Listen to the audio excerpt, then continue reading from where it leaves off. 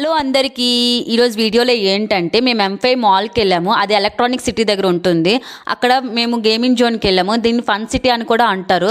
నాకు అక్కడ చూడగానే ఏదో అవెంజర్స్ మార్వెల్ ఉన్న వరల్డ్కి వచ్చేసామన్నట్టు ఫీలింగ్ వచ్చింది. ఎందుకంటే అక్కడ అన్ని గేమ్స్ ఉన్నాయండి. Car race, bike race, break dance, water race, అన్ని రేసులు ఉన్నాయి.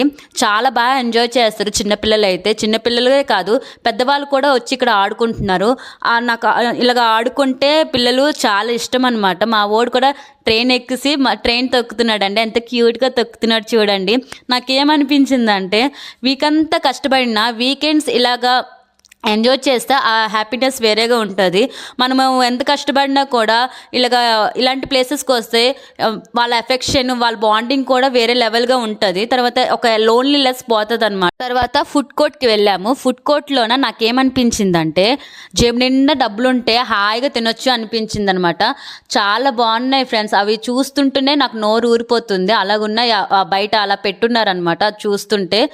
కానీ రేట్లు మాత్రం చాలా గట్టిగా ఉన్నాయండి. ఒక బౌల్ ఆఫ్ ఫ్రైడ్ రైస్ ఏమోని 500 చెప్పారు.